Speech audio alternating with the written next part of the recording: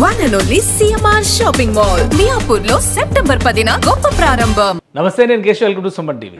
P4 public private people partnership, ఈ నాలుగిటిని కలిపి ఒక కొత్త ప్రయోగం చేస్తున్నట్టుగా ఆంధ్రప్రదేశ్ ముఖ్యమంత్రి చంద్రబాబు నాయుడు ప్రకటించారు. దాన్ని అమలు చేస్తూ ముందుకు వెళ్తున్నారు. 15 లక్షల కుటుంబాలని సుసంపన్నం చేస్తూ బంగారు కుటుంబాలుగా మారుస్తామని ఏపీ సర్కార్ చెబుతుంది. మరోవైపు విపక్షాలు బంగారు కుటుంబాల పేరుతో జనాల్ని మాయ చేస్తున్నారని విమర్శిస్తున్నారు. అసలు ఈ P4 ఫార్ములా ఏంటి, రాష్ట్ర ప్రభుత్వం అనుసరిస్తున్నటువంటి విధానాల్లో హేతుబద్ధత ఎంత ఉంది, విశ్లేషించే ప్రయత్నం చేద్దాం. మనతో పాటు తెలుగుదేశం పార్టీ నాయకులు సంపత్ కుమార్ గారు ఉన్నారు. సంపత్ గారు నమస్తే. నమస్తే అండి. P4 వినడానికి ఏదో సినిమా టైటిల్ లాగా PS1 PS2 ఆ మధ్య చూసాం కదా, ఆ టైప్లో P4 అని పేరు పెట్టారు. ఈ మధ్య కాలంలో ప్రభుత్వం ఎక్కువ దీనికి సంబంధించి ఫోకస్ చేస్తుంది. పేదరిక నిర్మూలన ఎజెండా అంటుంది. ఈ పేదరిక నిర్మూలన అనే భ్రమ పదార్థాన్ని 70-80 ఏళ్ళుగా వింటూనే ఉన్నాం. ఏ ప్రభుత్వం అయితే రూపుమాపలేకపోయింది. ఏంటి ఆంధ్రప్రదేశ్ ప్రభుత్వం నిజంగానే చేస్తున్నటువంటి ప్రయోగం వలన ప్రజలకు ప్రయోజనం కలుగుతుందా, ఇది ఓన్లీ ప్రమోషనల్ స్టంట్గా చూడాలా? అంటే అందరికీ నమస్కారం.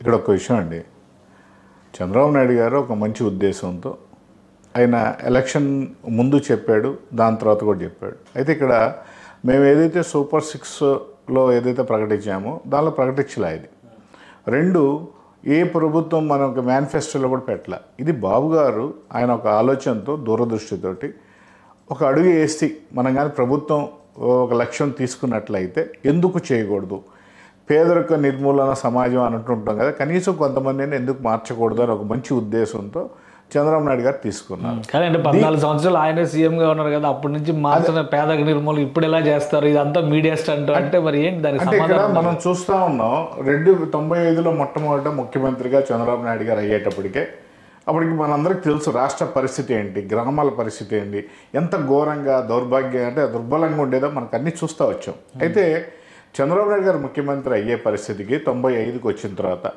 ఆయన జన్మభూమి కార్యక్రమం తీసుకున్నాడు. ఆ ఊళ్ళో ఉన్నటువంటి మంచి రోడ్లో లేకపోతే వాటర్ ట్యాంక్లో లేకపోతే ఆ ఊరికి సంబంధించి ఏదైనా గ్రామాలు తీసుకొని గ్రామంలో ఏదైనా మంచి కార్యక్రమం చేసినా లేదా పట్టణాల్లో ఇంటి ముందు రోడ్డు వేసుకున్నా ట్యాంకులు కట్టిన ఏం చేసినా ప్రభుత్వం దాదాపు 70% వేస్తుంది, 30% లోకల్ పబ్లిక్ పార్టిసిపేషన్ చేసుకొని ఒక మంచి కార్యక్రమం చేయమని చెప్తే పెద్ద ఎత్తున ఆనాడు జన్మభూమి కార్యక్రమంలో రాష్ట్రం మొత్తం బ్రహ్మాండంగా జరిగింది.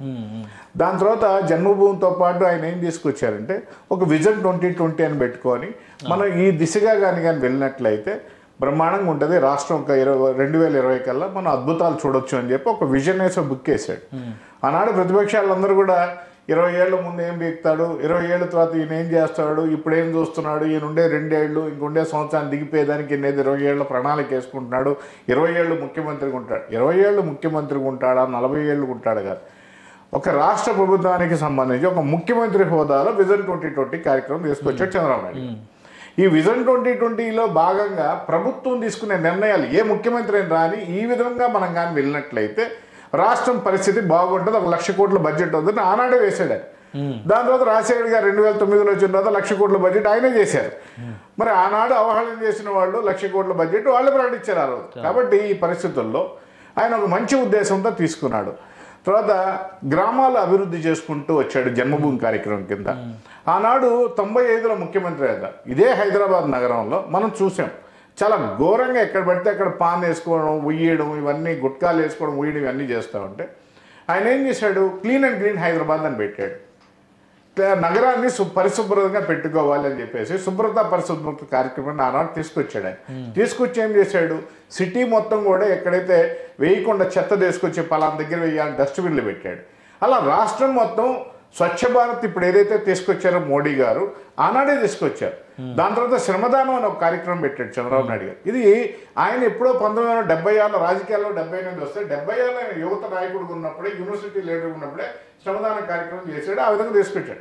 ఒక మంచి కార్యక్రమాలు, గ్రామాలు అభివృద్ధి చెందాలి, అదేవిధంగా ప్రజలు మంచి జీవన విధానం ఉండాలని చెప్పి కొన్ని తీసుకొచ్చినప్పుడు కూడా ఇదే అవహేళన చేశారు. ఆనాడు చంద్రబాబు నాయుడు గారు ఇవన్నీ తీసుకొచ్చిన తర్వాత ఇప్పుడు P4 కూడా వాటికి ఎక్స్టెన్షన్ లాగా చూడాలా?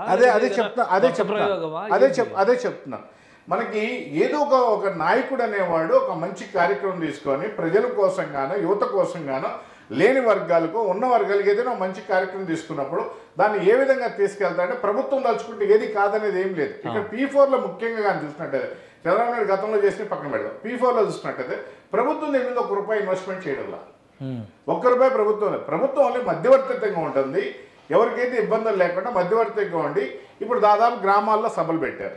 గ్రామ సభలు పెట్టేసి ఎంతమంది ఉంటారు ఏందో చూశారు. ప్రభుత్వానికి ఒక అంచనా ఉంది, దాదాపు 4 లక్షల నుంచి 5 లక్షల మంది మార్గదర్శకులు అంటే ఇన్వెస్టర్, అంటే ₹10 ఉన్నవాళ్ళు, స్థిమితంగా ఉన్నవాళ్ళు, స్థితిగా ఉన్నవాళ్ళు, ₹10 పెట్టగలిగిన వాళ్ళు, ఎవరికైనా లేని వాళ్ళు, ఇలాంటి ఒక 5 లక్షల మంది ఉంటారని ఒక అంచనా వేసింది.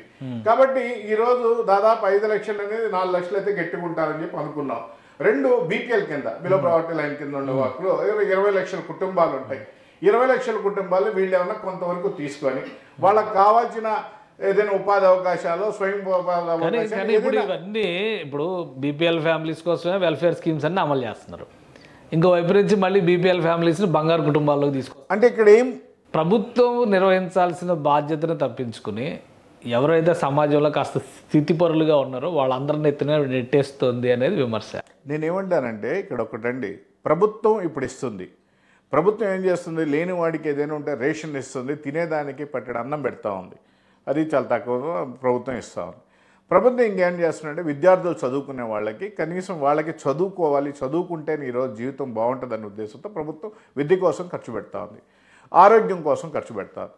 ఇవన్నీ కాకుండా ఇంకా జీవనోపాధికి ఏం చేస్తున్నట్టు, దీనికి ప్రభుత్వం చాలా దిశగా పోతూ ఉంది. ఏదో గత ప్రభుత్వంలో చూసి విధ్వంసాలు ఉన్న ఇండస్ట్రీస్ కూడా జరిగిన పరిస్థితుల్లో ఉంటే ఈనాడు ఏం చేస్తున్నాం అంటే యువత చదువుకుంటుంది, మెన్ కూడా పెరుగుతా ఉందంటే పాపులేషన్ పెరుగుతూ ఉంది. వీళ్ళందరికీ ఉద్యోగ అవకాశాలు, స్వయం ఉపాధి అవకాశాలు చాలామంది రారు. కొంతమందికి ఎలా చేయాలో తెలియదు, ఎలా తీసుకోవాలో తెలియదు, ఎవరిని అడగాలో కూడా తెలియని పరిస్థితుల్లో చాలామంది ఉన్నారండి. ఈరోజు కొన్ని SC STలో కానీ చూస్తే మరి ఘోరమైన పరిస్థితుల్లో STలు ఉన్నారండి. నేనేమన్నానంటే వీళ్ళందరినీ కూడా కనీసం ప్రభుత్వం ఐడెంటిఫై చేసింది.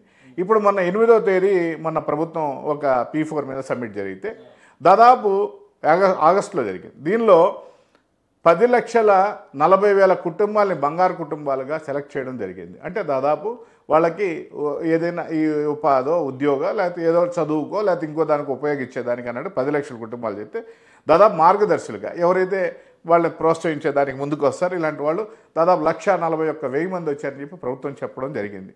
కాబట్టి నేనేమంటానంటే దీని ఒక మంచి కార్యక్రమం, ₹1 ఇన్వెస్ట్మెంట్ లేదు, ఉన్నోడు ఏదో ఇస్తున్నాడు, దీనిలో మళ్ళీ కావాలని బలవంతంగా రుద్దుతున్నారు, టార్గెట్లు ఇస్తున్నారు అని అంటున్నారు. ఇక్కడ ఏం టార్గెట్ లేదు, ఎవరిని బలవంతం లేదు. ఏదో ఇప్పుడు ఒక కలెక్టర్కి ఎండార్స్ చేశారు, ప్రభుత్వం ఎండార్స్ చేస్తే కలెక్టర్కి ఎండార్స్ చేస్తుంది. కలెక్టర్కి ఏమి ఎండార్స్ చేస్తే గ్రామ సభలు పెట్టండి, ఆ గ్రామంలో ఎవరెవరు ఉన్నారు, లేకపోతే పట్టణాల్లో ఎవరెవరు ఉన్నారు వాళ్ళందరూ తీయమని చెప్పేసి ఇంతమంది ఉన్నారనేది ఒక అవగాహన ఉంది. కాబట్టి మీరు కరెక్ట్ ప్రోగ్రామ్ చేయండి, అంతమంది తీవండి. వాళ్ళేమో ₹1 ప్రభుత్వానికి ఇవ్వడంలా, వాళ్ళు ఎవరికి ఇస్తున్నారు, కొన్ని కుటుంబాలు అప్పచెప్పి వాళ్ళకి ఏదో మంచి చేయమని అడిగే దానికోసం మాత్రం వాళ్ళు తీసుకోవడం జరిగింది. దీనిలో ప్రభుత్వంకి వచ్చే ఆదాయం ఏముంది, నిందలే ఉంది, నాకు అర్థం కాలే. దీనిలో మళ్ళీ కొంతమంది ఎక్కడో అత్యుత్సాహంగా ప్రభుత్వం ఏదో చెప్తే, కలెక్టర్లు చెప్తే RDOలు ఏదో ఉద్యోగుల మీద రుద్దారు అనేది కొంత దగ్గరలో వచ్చింది. దాన్ని ప్రభుత్వం చాలా సున్నితంగా, చాలా సీరియస్గా చెప్పింది. బలవంతంగా ఎవరిని తీసుకోవద్దు, ఉద్యోగస్తుల మీద బలవంతంగా రుద్దొద్దు, దీనిలో టార్గెట్ ఏం లేదు, ఎవరైతే వస్తారో వాళ్ళనే తీసుకొని చేద్దాం. 5 సంవత్సరాల ప్రోగ్రామింగ్ ఇది తీసుకుంటే చాలా వరకు ఉపయోగపడతారని చెప్పి తీసుకున్నారు. కాబట్టి ఎటువంటి పరిస్థితుల్లో స్వచ్ఛందంగా ముందుకు వచ్చిన వాళ్ళు 1,41,000 మంది పెట్టడానికి వచ్చారు.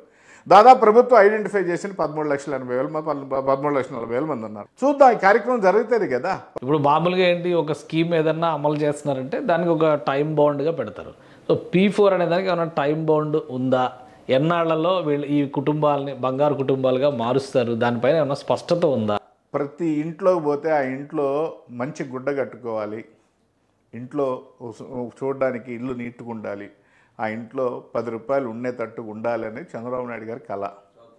ఆ కళ నెరవేరేదాకా ఫైట్ చేద్దాం, పోరాడదాం. ప్రతి ఒక్కరిని సంపన్నులుగా అంటే సంపన్నులుగాని కాదు నేను అనేది, కనీసం తృప్తిగా ఉండే పరిస్థితికి తీసుకెళ్దామని ఆయన మంచి సంకల్పంతో తీసుకెళ్ళాడు. దానికోసం సీరియస్గా తెలుగుదేశం పార్టీ తీసుకుంటుంది. మేము పవన్ కళ్యాణ్ గారు స్పష్టంగా చెప్తున్నాం, ఈ కూటమి ప్రభుత్వం 15 ఏళ్ళు ఉంటాయి. 15 ఏళ్లలో పేదరికం లేని సమాజాన్ని అయితే తయారు చేయడానికి బాబు గారు కంకణం కట్టుకున్నారు. తెలుగుదేశం పార్టీ కానీ కూటమి ప్రభుత్వం కానీ ఆ దిశగా ప్రయాణం చేస్తుంది.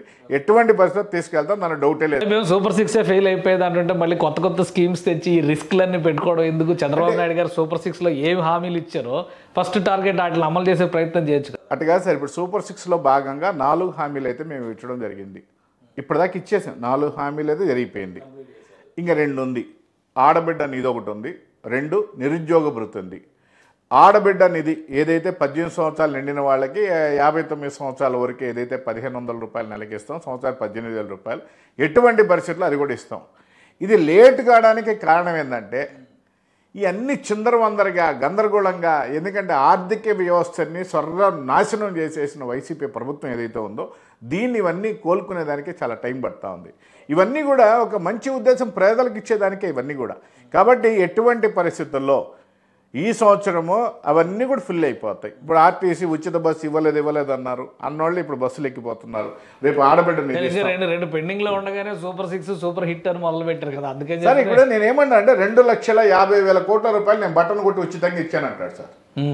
ఇప్పటివరకు నేను ఇచ్చిన పథకాలు ఎత్తుకుంటే దాదాపు సంవత్సరానికి 75 లక్షలు 75,000 కోట్ల రూపాయలు అవుతుందండి. 5 సంవత్సరాలకి ఎంత అయింది? దాని డబుల్ అవుతుంది. అంతే సార్. నేనేమంటా అంటే ఇంకా 2 పథకాలు ఇవ్వలేదు. ఈ 2 పథకాలు ఇస్తే 1,00,000 కోట్లు ఇస్తున్నట్టే. వీటికి అడిషనల్ బోనస్ P4 అంటారు. P4 అనేది ప్రభుత్వం రూపాయి ఇన్వెస్ట్మెంట్ చేయడం లేదు. స్వచ్ఛంగా చెప్తాను, ప్రభుత్వానికి సంబంధం లేదు. ప్రభుత్వం పెద్ద మనిషి తరహా అంటే పెద్ద ఈవెంట్లు ఆర్గనైజ్ చేస్తుంది, వీటి మీద కోట్లు ఖర్చు అయిపోతుంది. ఎక్కడ పెట్టారు ఈవెంట్లు? ఒక్క నిమిషం సార్. ఎక్కడ ప్రోగ్రామ్ ఒకటి జరిగింది మొన్న విజయవాడలో ఒక ప్రోగ్రామ్ జరిగింది సార్. విజయవాడలో ప్రోగ్రామింగ్ సీఎం గారి అధ్యక్షతన ఏదైతే ఉందో అధికారులు అందరిని కూర్చొని, మంత్రులు, ఎమ్మెల్యేలు, అధికారులను కూర్చోబెట్టుకొని ఆయన విజన్ చెప్పాడు ఈ విధంగా తీసుకెళ్దామని చెప్పి. దానికి రూపాయి ఖర్చు ఏం లేదు, మంచినీళ్ళు, టీలు, బిస్కెట్లు తప్ప. 2 అంతకుముందు బాబు గారు ప్రకటించినప్పుడు కూడా ముఖ్యమంత్రి హోదాలో ఇలా ప్రకటించాడు. కాబట్టి P4 అనేది మినిమం ఇన్వెస్ట్మెంట్ అండి. ఓ పాంప్లెట్ వేయాలి కదా, అంత మించే ఉంది. 2 దాని మీద రూపాయి ఇంకేం ఖర్చు పెట్టడం లేదు ప్రభుత్వం.